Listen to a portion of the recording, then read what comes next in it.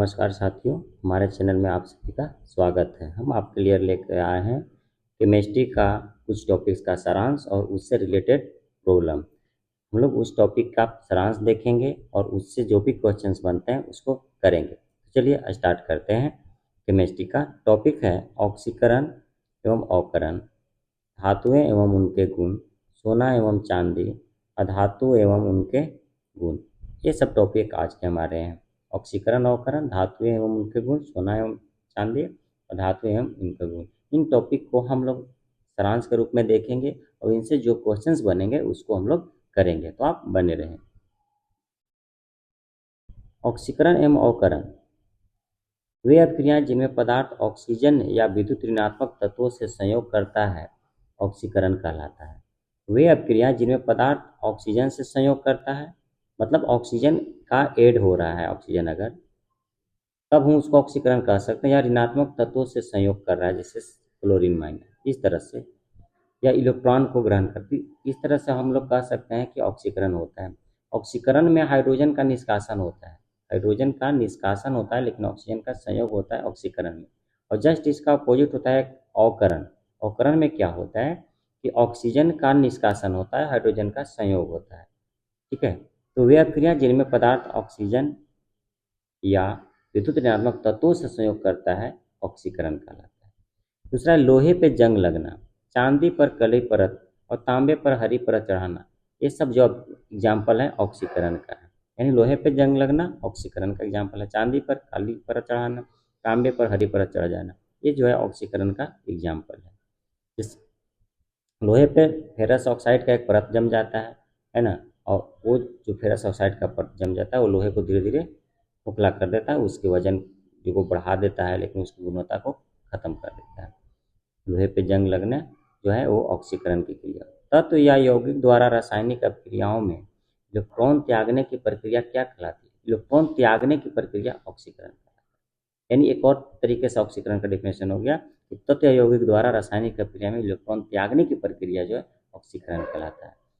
जब त्यागने की प्रक्रिया ऑक्सीकरण करा रहा है तो इलेक्ट्रॉन ग्रहण करने की प्रक्रिया अवकरण कहलाएगा। तत्व या यौगिक रासायनिक अभिक्रिया में इलेक्ट्रॉन ग्रहण या प्राप्त करने की प्रवृत्ति कहलाती है अवकरण, या इसको ऑक्सीजन रिडक्शन कहते हैं, ऑक्सीडेशन। और ये दोनों क्रियाएं साथ साथ होती हैं। पुराने किताबों का कागज भूरा हो जाता है, क्यों? सेलुलोज के अवकरण के कारण। पुराने किताब के देखे होंगे कि कागज भूरा हो जाता है, क्यों हो जाता है? सेलुलोज के अवकरण के कारण, सेलुलोज का अवकरण हो जाता है। जब एक पदार्थ इलेक्ट्रॉन का त्याग करता है तब भी उसे दूसरा ग्रहण करता है। यानी एक अगर त्याग कर रहा है इलेक्ट्रॉन, ए अगर त्याग कर रहा है तो बी क्या करेगा? एक्सेप्ट करेगा, यानी ए प्लस ए माइनस।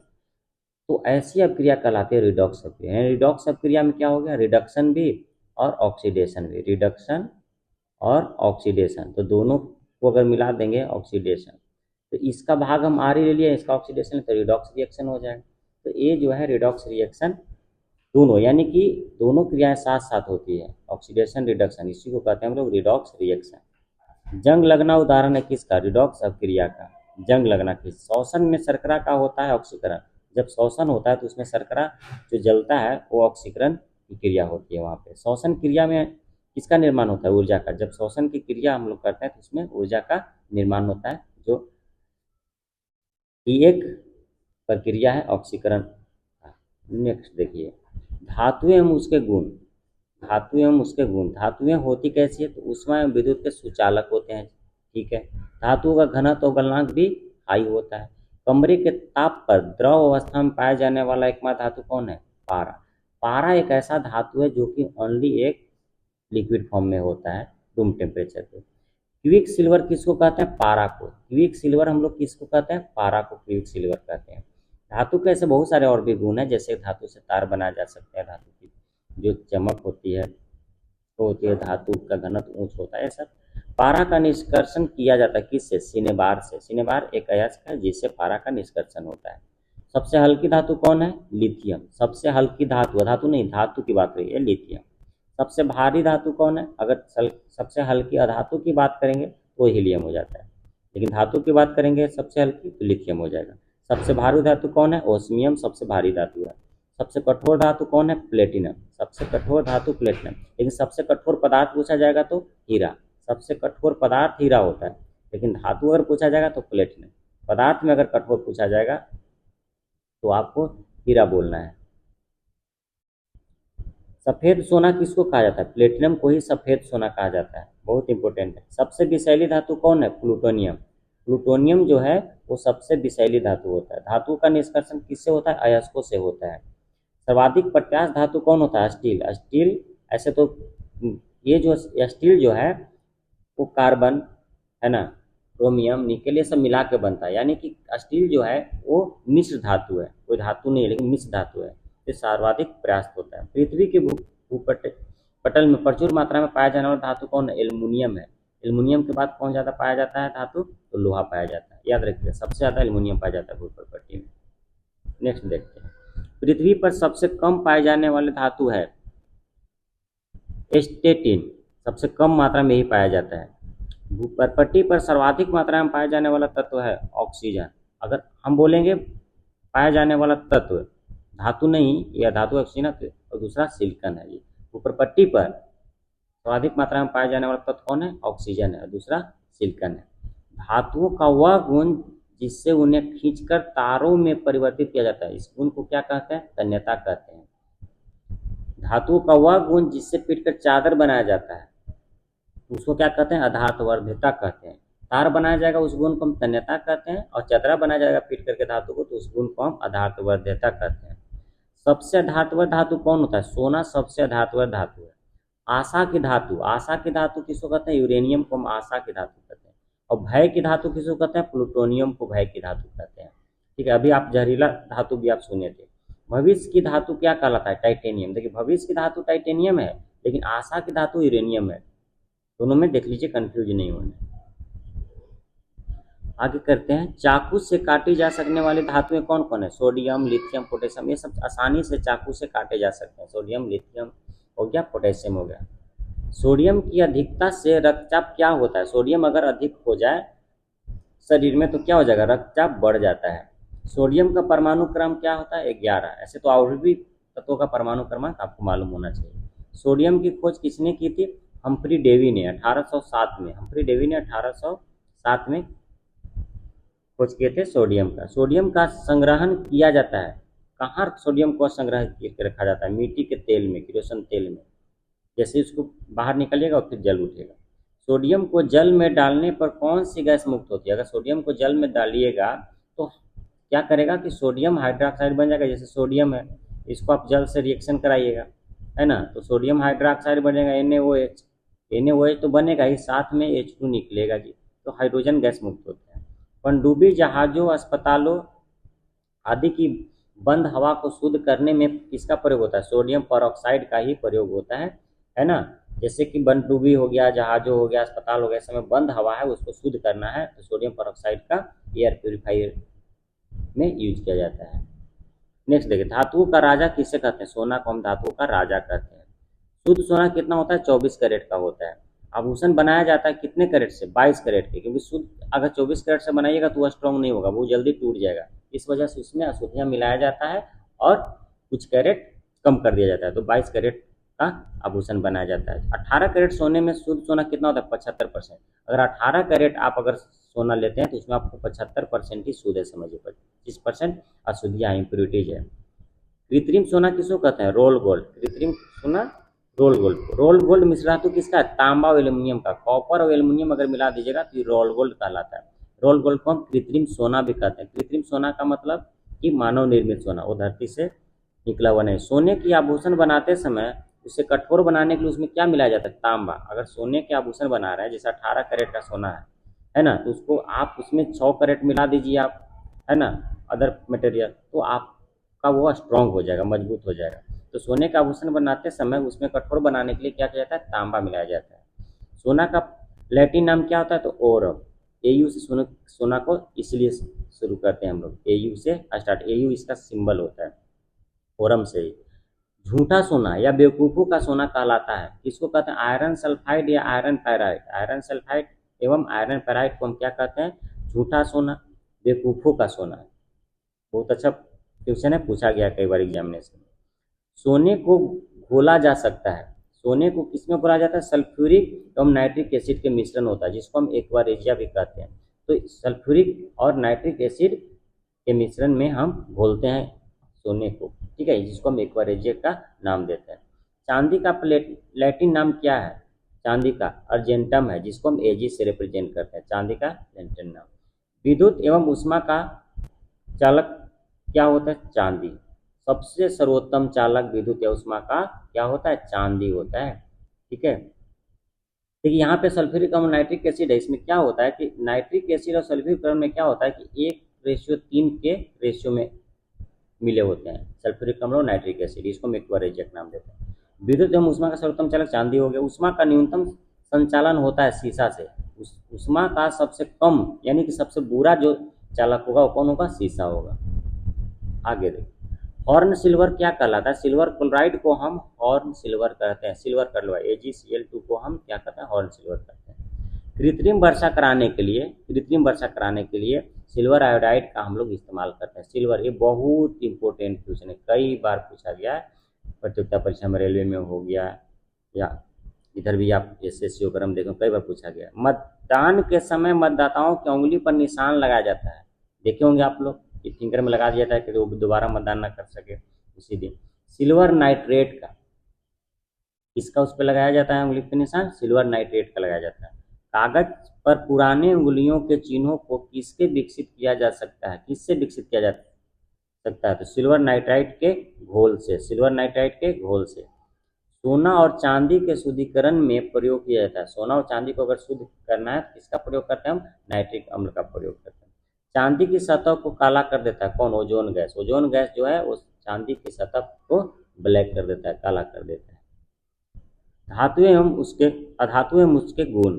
अधातुएं होती कैसे? विद्युत एवं ऊष्मा के कुचालक होते हैं। एक छोड़ दीजिए ग्रेफाइट, जो कि कार्बन का अपरूप है, ग्रेफाइट जो कि धातु ऐसा मतलब काम करता है जैसे कि धातु करता है, यानी विद्युत का सुचालक का काम कर लेता है। बाकी सभी अधातुएं कुचालक होते हैं। कमरे के ताप पर द्रव अवस्था में पाया जाने वाला एकमात्र धातु है ब्रोमीन। ब्रोमीन एकमात्र अधातु है, जैसे कि पारा एकमात्र धातु था जो कि द्रव था रूम टेम्परेचर पर। रूम टेम्परेचर पर ब्रोमीन क्या होता है? एक अधातु है जो कि लिक्विड होता है। कीड़ानाशक के रूप में उपयोग होता है किसका? ब्रोमीन का, कीड़ानाशक के रूप में। ठोस वाष्पशील धातु आयोडीन। आयोडीन जो है वो ठोस जो है वाष्पशील है, यानी ठोस आयोडीन होता है वो वाष्प में कन्वर्ट हो जाता है डायरेक्ट। किस अधातु में धातु चमक पाई जाती है? आयोडीन में। आयोडीन एक ऐसा धातु है जिसमें कि धातु जैसा चमक होता है, ये बहुत इंपॉर्टेंट है। सबसे भारी गैसीय धातु तत्व है रेडॉन। रेडॉन जो है सबसे भारी गैसीय अधातु तत्व है। वायुमंडल में नाइट्रोजन का प्रतिशत कितना है? 78% और ऑक्सीजन का 21% है ना। इसी तरह से आगे 0.04% है कार्बन डाइऑक्साइड और बाकी में अन्य आते हैं। वायुमंडल गर्म होता है किस विधि से? संवहन विधि द्वारा वायुमंडल गर्म होता है। नाइट्रोजन स्थिरीकरण में भाग लेता है कौन? राइजोबियम, जो कि सेम वगैरह या जो भी लता वाला पौधे हैं उनके जो जड़ होते हैं उसमें आप देखो गांठ जैसा बना हुआ होता है ना, उसी में राइजोबियम होता है। राइजोबियम पाया जाता है दलहनी पौधों के जड़ों में, दलहन पौधों के जड़ों में ही राइजोबियम पाया जाता है जो नाइट्रोजन स्थिरीकरण में भाग लेता है। कृत्रिम गर्भाधान के लिए बैल या सांड के वीर्य को रखा जाता है किसमें? बैल या सांड के वीर्य को कृत्रिम गर्भाधान के लिए किसमें रखा जाता है? तो ये होता है द्रव नाइट्रोजन में, द्रव लिक्विड नाइट्रोजन में रखा जाता है। अमोनिया जिसका सूत्र NH3 है, एक किसका यौगिक है? तो नाइट्रोजन का यौगिक है, तो वेरी सिंपल है। अमोनिया का निर्माण किया जाता है किससे? हैबर विधि द्वारा। देखिए अमोनिया में जैसे N2H2 को मिला करके है ना NH3 बनाया जाता है, ठीक है। तो इसमें क्या होता है कि हम लोग लोहा जो कैटलिस्ट का काम करता है और जिस प्रोसेस से बनाया जाता है उसको हम हैबर विधि कहते हैं, हैबर प्रोसेस कहते हैं। रेफ्रिजरेटर में जल को ठंडा करने के लिए प्रयोग किया रेफ्रिजरेटर में जल को ठंडा करने के लिए किसका प्रयोग किया जाता है? अमोनिया गैस को रेफ्रिजरेटर में। श्वेत या पीला फास्फोरस को स्वतः जलने से बचाने के लिए कहाँ रखा जाता है? श्वेत या पीला फास्फोरस को स्वतः जलने से बचाने के लिए कहाँ रखा जाता है? जल में डुबा कर रखा जाता है, ठीक है। श्वेत और पीला, लाल फास्फोरस भी होता है, ब्लैक फास्फोरस भी होता है, लेकिन यहाँ श्वेत और पीला फास्फोरस जो कि जल्द उठता है जल्दी, तो उसको बचा कर रखना है। कहाँ रखेंगे? जल में। जैसे सोडियम को आप डुबा के किरोसिन तेल में रखें तो उसी तरह। दिया सलाई में प्रयोग होता है लाल फास्फोरस। देखे होंगे कि आप माचिस हुए हैं तो उसमें लाल फास्फोरस का प्रयोग होता है। युद्ध के समय धुएं का पर्दा बनाने के लिए किसका प्रयोग किया जाता है? युद्ध के समय धुएं का पर्दा बनाना है ना, तो किसका प्रयोग किया जाता है? फॉस्फिन गैस का प्रयोग किया जाता है। जब युद्ध होता है तो उस समय क्या होता है, जैसे बादल जैसा धुआं छोड़ा जाता है, वो फॉस्फिन का ही होता है। चूहा के विष के रूप में उपयोग होता है। चूहा को मारने वाला जो होता है, जैसे वो हम लोग चूहा के लिए जो रैट के लिए जो पॉइजन आता है चूहा मारने के लिए, वो जिंक फास्फाइड होता है। चलिए अब हम लोग ये सारांश से संबंधित कुछ प्रश्न करते हैं। आप क्या सारांश में पढ़े, क्या सीखे, उस पर आधारित कुछ क्वेश्चंस हैं, इसको कर लेते हैं। पहला क्वेश्चन है, मोम का गलना किसका उदाहरण है? मोम का गलना किसका उदाहरण है? रासायनिक परिवर्तन का उदाहरण है, भौतिक परिवर्तन का, यांत्रिक परिवर्तन का, या संपूर्ण परिवर्तन का? किसका एग्जाम्पल है? तो भौतिक परिवर्तन। मोम का गलना, जलना नहीं है यहाँ, गलना। गलना, मोम जब पिघलेगा तो वो भौतिक परिवर्तन कहलाएगा। सबसे हल्की धातु, धातु पूछा है, धातु नहीं, ठीक है। सबसे हल्की धातु कौन है? लिथियम है सबसे हल्की धातु। चांदी का लैटिन नाम क्या है? PbCO Ag, शुद्ध सोना कितने कैरेट का होता है? शुद्ध सोना जो है वो कितने कैरेट का होता है? 18, 20, 22, 24 कैरेट का। शुद्ध सोना 24 कैरेट का होता है। पांचवा है, चांदी की सतह को काला कर देता है कौन? Helium gas, chlorine gas, nitrogen gas, ozone gas. अभी जस्ट सीखेगा ओजोन गैस। चांदी की सतह को कौन करा करता है? Ozone gas, O3। धातुओं का राजा क्या कहलाता है? धातुओं का राजा किसे कहते हैं? सोना को, चांदी को, प्लेटिनम को, निकल को। तो सोना को धातु का राजा सोना कहलाता है। क्विक सिल्वर, क्विक सिल्वर किससे कहते हैं? निकेल को, एल्युमिनियम को, पारा को, चांदी को। तो पारा को, Hg को, इसको हम क्विक सिल्वर कहते हैं, जो एक मात्र धातु है जो कमरे के ताप पर द्रव होता है। अवकरण एक ऐसी अभिक्रिया है जिसमें क्या होता है? इलेक्ट्रॉन का त्याग होता है, ऑक्सीजन का संयोग होता है, इलेक्ट्रॉन का ग्रहण होता है, और भी दोनों। तो इसमें क्या होता है? इलेक्ट्रॉन का ग्रहण होता है, त्याग तो होता है ऑक्सीकरण में। तो अवकरण एक ऐसी अभिक्रिया है, रिडक्शन जिसको इंग्लिश में कहते हैं, एक ऐसी अभिक्रिया है जिसमें इलेक्ट्रॉन का ग्रहण होता है। आगे चलते हैं 9 नंबर। इलेक्ट्रॉन ग्रहण करने की प्रवृत्ति क्या कहलाता है? इलेक्ट्रॉन को ग्रहण करने की प्रवृत्ति क्या कहलाता है? जस्ट अभी पढ़ें कि इलेक्ट्रॉन ग्रहण अवकरण में होता है, तो ये अवकरण हो जाएगा। अवकरण में इलेक्ट्रॉन का ग्रहण होता है। लोहे पे जंग लगना किसका उदाहरण है? तीव्र अपक्रिया का, विश्लेषण अपक्रिया का, ऑक्सीकरण अपक्रिया का, इनमें से कोई नहीं। तो लोहे पे जंग लगना ऑक्सीकरण अपक्रिया का उदाहरण है।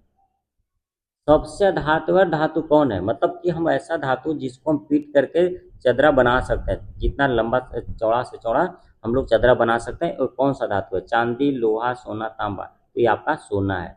इसका पतला से पतला पत्थर भी बना सकते हैं और बहुत चौड़ा कर सकते हैं पीट करके। सबसे धातुवर कौन है? सोना। सबसे भारी गैसीय धातु तत्व कौन है? सबसे भारी गैसीय धातु हीलियम, क्रिप्टॉन, रेडॉन, ब्रोमीन। कौन सा है सबसे भारी? यहाँ पे भारी करा, हल्का नहीं। सबसे भारी जो है आपका रेडॉन है। रेडॉन एक गैस है जो कि आपको निष्क्रिय गैस में आता है, जो कि आवर्त सारणी में 18वां ग्रुप में आता है। धातुओं का निष्कर्षण होता है किससे? अयस्कों से, खनिजों से, चट्टानों से, इनमें से कोई नहीं। धातुओं का निष्कर्षण अयस्कों से होता है ना। जैसे कि हेमाटाइट से लोहा निकलता है ना, बॉक्साइट से एल्युमिनियम निकलता है। ये सब अयस्क हैं जिससे कि धातु का निष्कर्षण होता है। पुरानी किताबों, कागज पर भूरा किस कारण से होता है? लगातार उपयोग से पुरानी किताबों का जो कागज होता है वो भूरा किस कारण से होता है? धूल जमा हो जाने से, सेलुलोज के ऑक्सीकरण से, इनमें से कोई नहीं। सेलुलोज के ऑक्सीकरण से पुरानी किताबों के जो कागज है वो भूरा हो जाता है। 15 नंबर है, किसको केरोसिन में डुबा कर रखा जाता है? सोडियम को, मैग्नीशियम को, जिंक को, इनमें से कोई नहीं। सोडियम को केरोसिन के तेल में डुबा के रखा जाता है। 16वां, निम्न में से किस धातु को चाकू से काटा जा सकता है? सोडियम को, लिथियम को, पोटेशियम को, उपयुक्त सभी को। तो अभी हम लोगों ने देखा था कि 2-4 गो धातुओं के नाम हमने बताया था जिससे कि आसानी से चाकू से काटा जा सकता है। तो तीनों का तीनों सही है, इसको भी काट सकते हैं, इसको भी, इसको भी। यानी ऑप्शन नंबर कौन सही हो जाएगा? उपरोक्त सभी। ये तीनों को, सोडियम को, लिथियम को, पोटेशियम को हम चाकू से काट सकते हैं। 16 नंबर देख हम लोग के लिए 16 नंबर। 17 नंबर में देखते हैं, कौन सा धातु कमरे के ताप पर तरल अवस्था में होता है? अधातु पूछा रहा है, पारा तो होगा नहीं, ब्रोमीन भी नहीं, सल्फ ब्रोमीन हो जाएगा क्योंकि ये अधातु पूछा है, तो ब्रोमीन हो जाएगा। पारा तो धातु है। नेक्स्ट देखिए 18, धातुएं जल से अभिक्रिया कर कौन सी गैस बनाती है? जब धातु जल से अभिक्रिया करेगा तो हाइड्रोजन ना लिखना। ये भी ध्यान दीजिए कि जो हाइड्रोजन से ज़्यादा क्रियाशील धातु है वही हाइड्रोजन गैस देगा। जो हाइड्रोजन से ज़्यादा क्रियाशील धातु है, जैसे कि सोडियम को ले लीजिए, पोटेशियम को ले लीजिए, कैल्शियम, ये सब क्या होते हैं कि जल से रिएक्शन करके हाइड्रोजन गैस मुक्त करते हैं। क्रियाशीलता श्रेणी से पता चल जाएगा। किस अधातु में धातुई चमक पाई जाती है? कोई अधातु है जिसमें धातुई चमक पाई जाती है? सल्फर, कार्बन, आयोडीन में से कोई नहीं तो आयोडीन। आयोडीन एक ऐसा धातु है जिसमें कि धातु के जैसा चमक पाया जाता है। कौन सा धातु कमरे के ताप पर द्रव अवस्था में पाया जाता है? कौन सा धातु है जो कि कमरे के ताप पर द्रव अवस्था में पाया जाता है?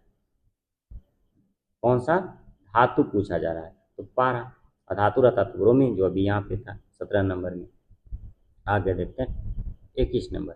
आभूषण बनाने वाला सोना जो है वो कितने कैरेट का होता है? आभूषण बनाने वाला सोना कितने कैरेट का होता है? 24 कैरेट, 18 कैरेट, 16 कैरेट, 22 कैरेट। ये 22 कैरेट का होता है, क्योंकि 24 कैरेट का बनाइएगा तो जल्दी टूट जाएगा। निम्न में कौन सी रिडॉक्स प्रतिक्रिया नहीं है? रिडॉक्स प्रतिक्रिया नहीं है पूछा जा रहा है। क्वेश्चन को ध्यान समझिए। निम्न में कौन सी रिडॉक्स प्रतिक्रिया, देखिए नहीं वाला क्वेश्चन जो है ना बहुत एग्जाम में मिस्टेक हो जाता है, इसलिए नहीं वाला क्वेश्चन को थोड़ा सा ध्यान से समझना है उसको, और उसको बनाना है। तो मोमबत्ती का जलना, लोहे का जंग लगना, पानी में नमक घोलना, ये पानी में नमक का घोलना, ये कहीं से भी नहीं लगता है कि ये रिडॉक्स प्रतिक्रिया, नहीं इसमें ऑक्सीडेशन रिडक्शन की बात ही नहीं होती है। सबसे कठोर धातु, अब देखिए सबसे कठोर धातु कौन है? लिथियम, ऑस्मियम, प्लेटिनम, इनमें से को नहीं तो प्लेटिनम। सबसे कठोर प्लेटिनम है। भारी नहीं पूछा है कि ऑस्मियम मारिएगा, या हल्का नहीं पूछा है लिथियम मारिएगा, प्लेटिनम सबसे कठोर धातु है। ठीक, सबसे कठोर पदार्थ पूछा जाएगा तो हीरा। 24 देखिए, 18 कैरेट सोना में शुद्ध सोना कितना होता है? 18 कैरेट में कितना होता है शुद्ध सोना? 80%, 60%, 78%, 75%। 75% शुद्ध सोना होता है 18 कैरेट में। तो 25 देखिए, आशा की धातु किसको कहते हैं? आशा की धातु, देखिए एक आशा की धातु था, एक भविष्य की धातु था।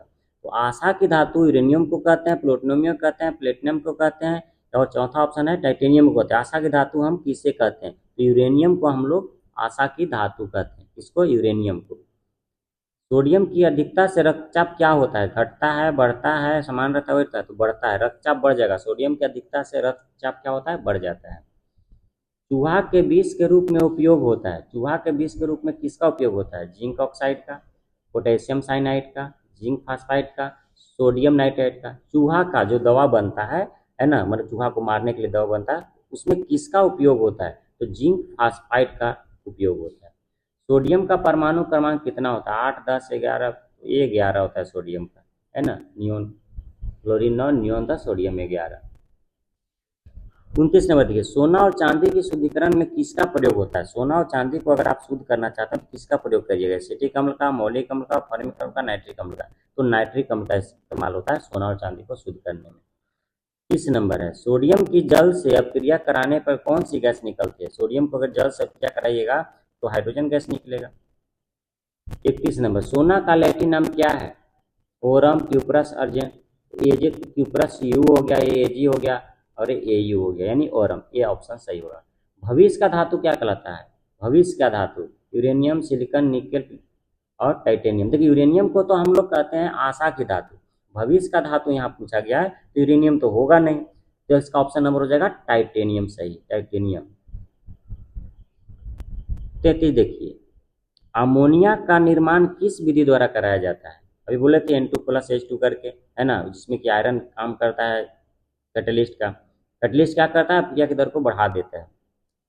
आसवन विधि से, हैबर विधि से, निछालन विधि से, अपड्राफ्ट विधि से, हैबर विधि से अमोनिया का इस्तेमाल करते हैं। बहुत ही इंपॉर्टेंट विषय। अमोनिया के निर्माण में कौन सा उत्प्रेरक प्रयुक्त होता है? निकेल, प्लेटिनम, लोहा, एल्यूमिनियम ना। तो लोहा, लोहा जो है वही जो होता है अमोनिया के निर्माण में, हैबर प्रोसेस में कैटलिस्ट के रूप में, उत्प्रेरक के रूप में। 35, कृत्रिम वर्षा के लिए किस रसायन का छिड़काव किया जाता है? कृत्रिम वर्षा कराना है ना, मतलब कृत्रिम बादल बना करके वर्षा कराना है, किसका इस्तेमाल होता है? सिल्वर फ्लोराइड का, सिल्वर ब्रोमाइड का, सिल्वर क्लोराइड का, सिल्वर आयोडाइड का। किसका इस्तेमाल होता है कृत्रिम वर्षा कराने में? किसका इस्तेमाल होता है? बहुत ही बढ़िया क्वेश्चन है। ये सिल्वर आयोडाइड का इस्तेमाल होता है, AgI का। कौन सा तत्व नाइट्रोजन के स्थिरीकरण में भाग लेता है? राइजोबियम। कौन सा नाइट्रोजन के स्थिरीकरण में भाग लेता है? एजोटोबैटर, रोडोस्पाइरिलम, मृदा कवक। किसका इस्तेमाल होता है?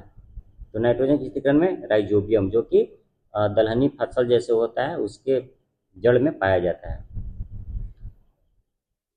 अगला है 37, पशुओं के कृत्रिम गर्भाधान के लिए प्रयुक्त शुक्राणुओं को किसमें रखा जाता है? पशुओं के कृत्रिम गर्भाधान के लिए प्रयुक्त शुक्राणुओं को किसमें रखा जाता है? शुष्क बर्फ में, द्रव नाइट्रोजन में, तरल अमोनिया में, तरल ऑक्सीजन में? तो द्रव नाइट्रोजन में रखा जाता है।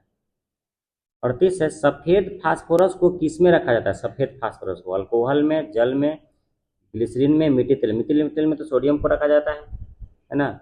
मीठी तेल में सोडियम, तो जल में रखा जाता है किसको? सफेद फास्फोरस को, ताकि वो जले ना। तो ये था आज का हमारा सेशन। आपको ये सेशन कैसा लगा, है ना? आप कमेंट सेशन में जरूर करेंगे। अगर आप मेरे वीडियो को पहली बार देख रहे हैं तो आप चैनल को जरूर सब्सक्राइब करेंगे। आपको जब भी नया हम अपडेट देंगे तो आपके पास इंफॉर्मेशन आसानी से चला जाएगा और आपको सुविधा मिलेगा, आपको बहुत लाभदायक होगा। तो sir, thanks for watching, best of luck.